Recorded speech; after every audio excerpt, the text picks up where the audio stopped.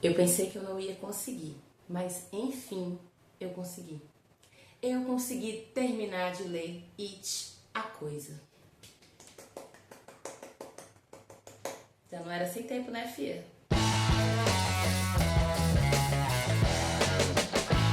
Sim, gente, o livro dessa semana é, enfim, o tão esperado It, a Coisa.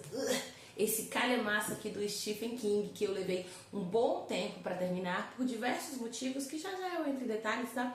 Mas antes de começar a falar sobre ele, eu queria falar sobre uma coisa. Esse é o primeiro vídeo que vai pro canal do YouTube do Bafulê Literário. E assim, se você já acompanha o Bafulê, sabe que a gente tem Instagram, TikTok. O TikTok eu não uso tanto assim, mas enfim. A gente tem também o Instagram. E lá no Instagram eu sempre faço uma resenha de um livro por semana. Tem o livro da semana e na terça-feira sempre sai a resenha. Então aqui no YouTube também vai sair as resenhas, só que digamos que é uma versão estendida, porque vai ser uma versão com spoilers. Então, se você quiser ver a versão reduzida, você assiste lá no Instagram, bafulê.literário. Agora, se você quiser ver a edição maior com spoilers, você pode assistir aqui no YouTube. Aí você curte, compartilha, comenta, dá aquela força, né? Porque a gente tá começando agora, a gente precisa. Ah, mas eu não sei se eu quero ver o spoiler desse livro. Eu gosto de assistir no YouTube, mas eu não quero ver spoiler. Não se preocupa que antes dos spoilers acontecerem, eu vou dar o aviso. Aí você para e continua só na próxima semana com o próximo vídeo. Combinado? Bom, então vamos lá. Eu levei mais de um ano para terminar esse livro, mas não é porque ele é um calhamaço. Não é mesmo, até porque eu já li outros livros assim longos, talvez não tão longos quanto esse, mas quase, né? Se você conseguiu ler o livro 3 das Crônicas de Gelo e Fogo, você consegue ler esse daqui, certo? O problema é que esse livro ele é muito pesado. Ele é muito pesado em vários aspectos, tanto literalmente quanto a história, né? Quanto metaforicamente, diria. Porque eu comecei a ler ele em julho do ano passado, nas férias, porque quem me conhece sabe que eu gosto de ficar levando o livro para os lugares e não tinha como ficar levando esse livro, gente, porque olha o tamanho dele. Ele é muito pesado, não tem condição. Então a minha ideia era ler ele em casa. Só que eu não lia só ele, eu lia outros livros também ao mesmo tempo. Coisinha minha. E aí acabou que eu parei de ler também porque o conteúdo do livro é muito pesado e tava tão pesado assim de um jeito que tava me incomodando, sabe? Aí eu resolvi dar um tempo. E eu só voltei a ler em julho deste ano. Então, em julho desse ano eu voltei a ler, mas, como eu disse, aos poucos. Eu não lia sempre, eu lia uma vez ou outra, alguns dias a semana, uns dias eu lia, outros dias não. Então, devagar e sempre eu consegui terminar, mais precisamente no dia 19 de setembro de 2024. E é isso, mas deu certo. No final, tudo deu certo. E sim, se você já assistiu aos filmes, você sabe que tipo de coisas pesadas eu tô falando. Mas no livro, é muito mais pesado. É bem mais pesado. Então, vamos logo falar aqui as minhas impressões sobre o livro It, a Coisa. Eu adorei, obviamente dei 5 estrelas, né? Porque, tipo, King é sempre muito bom. E esse livro todo mundo sabe que é um ícone. Apesar de que eu não transformei It no meu livro preferido, ou um dos, porque eu sei que muita gente gosta de falar desse livro como o seu livro preferido, um dos melhores livros do King e tal.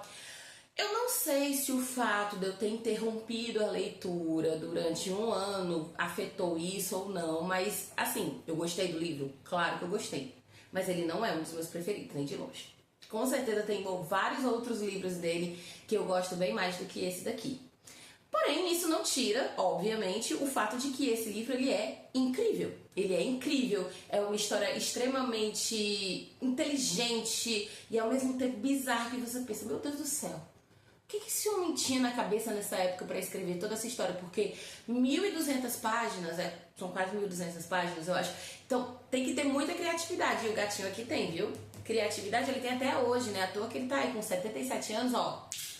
E escrevendo, porque só vai, né? Mas eu gostei muito do livro. Como eu falei, me incomodou as cenas de violência.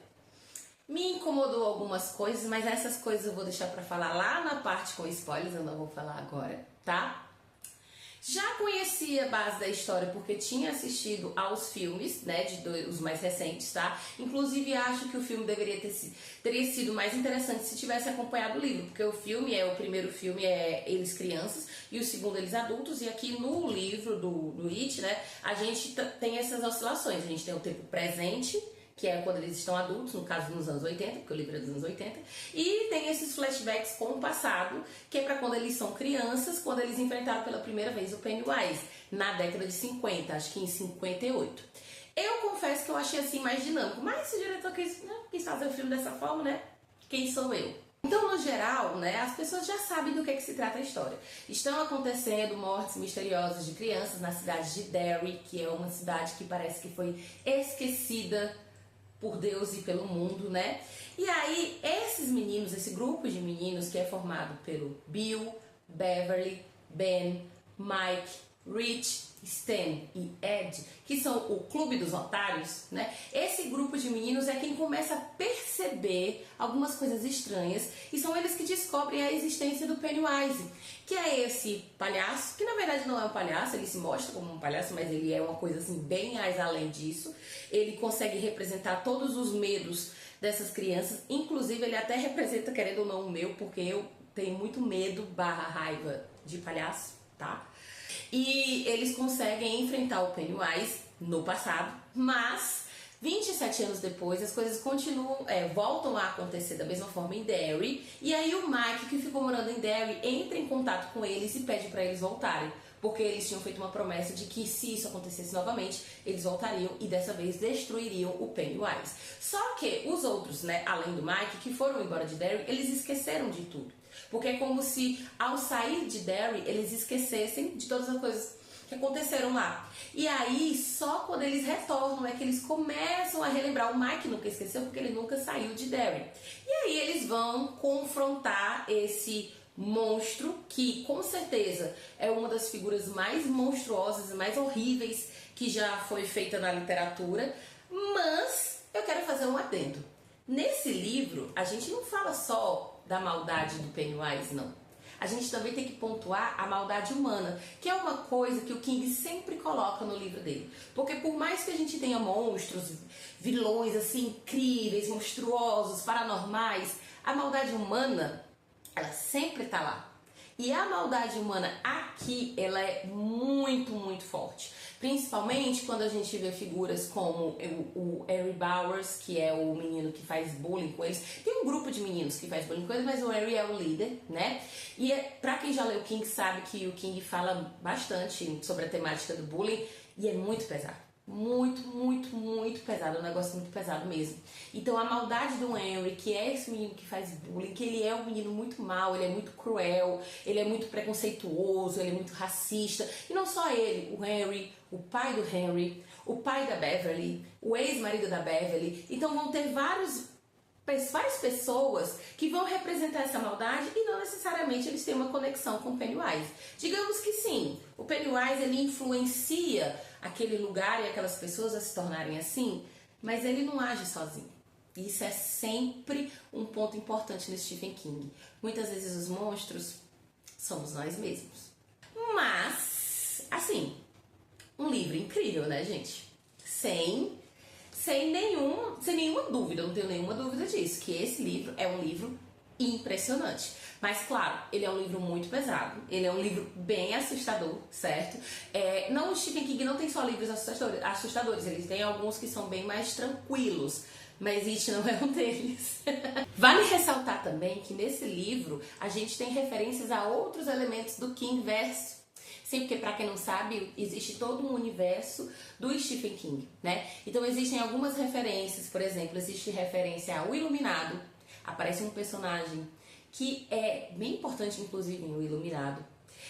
Tem uma referência também no livro a um personagem, tem um momento em que a Beverly cita uma coisa que ela leu no jornal, que é uma referência a um personagem do livro A Zona Morta. E também tem um elemento que faz parte da Torre Negra, né, da série de livros da Torre Negra do Stephen King.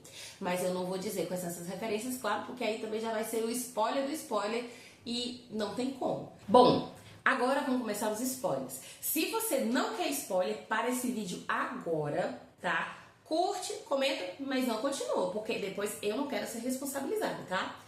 Bom, spoilers, o que é que eu posso falar? Antes eu tinha comentado sobre a maldade dos personagens, né? Principalmente em relação ao bullying. Esse foi um dos motivos que me incomodava muito. Não que me dê gatilhos, porque eu não sofri bullying, né? Tipo, mas é incômoda, né, gente? Ficar lendo assim, um livro que detalha tão detalhadamente essas partes de violência, né? E a violência que o Henry e os outros meninos fazem com os meninos do Clube dos Otários, ela é muito pesada. Muito, muito, muito pesada mesmo. Então ela incomoda. Outro também personagens que também incomodam muito no quesito violência são o pai da Beverly e o ex-marido da Beverly. O primeiro capítulo que apresenta a Beverly adulta é o capítulo em que ela está falando pro marido dela que ela precisa voltar para Derry e o marido dela age com muita violência com ela, né? Ele bate nela. Nossa, é uma coisa assim horrível. O marido dela é um ser assim podre. Você percebe que ela sofria tanta violência física, quanto a violência psicológica, violência até mesmo patrimonial, entendeu? E é muito pesado. Muito, muito, muito pesado mesmo, muito pesado. Inclusive é interessante você perceber como a Beverly, ela isso é um reflexo muito da influência do pai dela, que também era uma pessoa muito violenta e de quem ela tinha muito medo e ao mesmo tempo ela amava muito. Eu não sei se ela amava mesmo, se ela amava porque ela achava que ela tinha que amar, porque afinal ele era o pai dela, mas era uma relação extremamente abusiva, né, do pai dela com ela, e ela tinha muito medo dele, e aí ela casou com um cara que era muito parecido com ele, né? E é importante até você lembrar que dentro do Clube dos Otários a Beverly era apaixonada pelo Bill. O Ben era apaixonado por ela, mas ela gostava do Ben, tudo, mas não do mesmo jeito. Ela era apaixonada pelo Bill, porque parece que ela acabava meio que se atraindo por esse tipo masculino que tinha algum tipo de poder. Parecia ter algum tipo de poder. Claro que o Bill, ele é uma pessoa completamente diferente do ex-marido dela, do pai dela, mas ele também tinha essa autoridade dentro do clube. Por isso que a Beverly é apaixonada por ele, por isso que tempos depois, quando eles se reencontram, né, ela sabe que ele é casado e tudo, mas ela ainda tem aquele amorzinho assim por ele e tal. Mas essa parte da violência, a parte mesmo até dos assassinatos também, ela é muito, muito detalhada. E isso incomoda demais. Então, o negócio é você ler... Olha, até o Stephen King desmaiou. Então, o negócio é você para um pouco, deixa pra voltar outro dia depois, sabe? Eu fazia assim, quando tava um negócio muito incômodo, eu parava e eu voltava dias depois. É por isso que eu demorei, mas pelo menos eu consegui terminar. E existem dois fatos que acontecem lá no finalzinho do livro que eles impactam muito, né? Que eu fiquei muito abalada. Um deles eu já esperava, o outro eu não esperava de jeito nenhum. Um deles foi a famigerada cena da que acontece entre a Beverly e os meninos quando eles são crianças. Sinceramente, eu não faço ideia de qual é a explicação que o Stephen King dá pra essa cena. Porque eu achei coisa assim tão sem nexo. Tipo, todo mundo sabe que existe essa cena. Todo mundo se pergunta por que ela existe. Ela não é colocada no filme, graças a Deus, porque seria muito bizarro. Mas, eu já vi ele dizendo assim, é porque eu queria que fosse uma coisa que representasse ele saindo da infância, perdendo a pureza da infância. Mas tinha que ser desse jeito, porque em um determinado momento, depois que eles confrontam o Pennywise quando são crianças, eles estão perdidos ali nos bueiros, né, nos esgotos, e aí, pra achar o caminho, do nada, a Beverly, eu acho que eu preciso amar vocês, porque se a gente se amar todo mundo junto, a gente encontra a saída. Mona! Sabe? E de repente você tem uma cena extremamente detalhada de 6 meninos fazendo uma menina, todos na faixa dos 11 anos de idade, entendeu? Eles inclusive meio que não sabem, nem ela nem eles sabem exatamente o que é pra fazer, o que tá acontecendo, mas eles sentem, principalmente ela, que guia eles, né? Sente que é isso que precisa ser feito. Nossa! Eu fico até sem palavras pra essa cena, porque eu não consigo achar nenhuma justificativa pra tal. Isso faz você atrapalhar toda a experiência do livro? Claro que não. Até porque ele é só lá no finalzinho. bem no finzinho da história mesmo. Mas é um negócio que é muito esquisito. É muito esquisito. Sei lá, tipo, digamos que ele quisesse fazer uma cena de amor dentro desse livro. Tá, tudo bem. Mesmo ele sendo criança de 11 anos, mas tudo bem. Eu entenderia se ele tivesse colocado, sei lá, a Beverly e o Bill, porque a Beverly era apaixonada pelo Bill e tal. E aí seria uma passagem dela, saída da infância, não sei. Sei, eu tô até aqui forçando a barra pra isso, mas com seis meninos. 6, assim, do nada. Estranho. E o outro ponto que me pegou muito foi a morte do Ed. Sim, porque o Ed morre. No início do livro a gente sabe que o Stan morreu porque isso todo mundo sabe, tá logo no início do livro, né? E no filme também tem isso. Mas no filme o Ed não morreu. Mas no livro ele morre. E eu fiquei assim, quê? Porque eu não estava esperando por isso, né? Esse acontecimento, inclusive, é depois da famigerada cena da... Eu fiquei muito chocada. Eu fiquei chocada, eu fiquei com raiva, porque eu gostava muito do Ed. Eu acho que, inclusive, ele é um... Assim, todos os meninos se destacam. Mas ele sofreu muito por conta daquela questão dele achar que ele estava sempre doente. Ele sofreu pesadamente bullying, né, dos meninos do Harry Bowers e dos meninos e tal. E ele morreu. Nossa. Precisava ter matado o Ed, será? Não sei.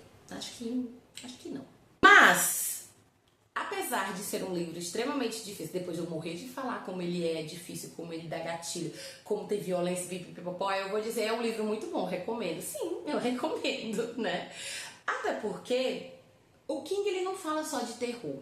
E esse livro eu acho ele bem legal porque ele não fala somente do terror, do medo, mas ele também fala do poder da fantasia, ele fala de infância, ele fala de você superar traumas de infância, ele fala do poder da amizade. Isso é um elemento que quando o King coloca personagens crianças nos livros dele, a gente percebe sempre esse elemento, assim, o poder da infância, como a infância ela é aquele momento mágico da sua vida, como uma coisa boa ela pode ficar como lembrança para sempre, como uma coisa ruim pode ser traumática para sempre. Então, sim, eu acho que é um livro muito bom. Não é um livro que trata só de violência. Eu acho que ele tem uma mensagem muito boa, uma mensagem de amizade, uma mensagem de união muito legal. Inclusive no prefácio do livro, ele faz uma homenagem aos próprios filhos dele. Tá aqui, ó. Naomi, que tinha 14 anos na época, o Joseph, que é o Joy Hill, tinha 12 anos, e o Owen, que tinha 7. E ele diz assim: crianças, a ficção é a verdade dentro da mentira. E a verdade desta ficção é bem simples. A magia existe. E é com isso, com essas palavras de Stephen King, que a gente termina o nosso livro da semana. It, a Coisa, de Stephen King.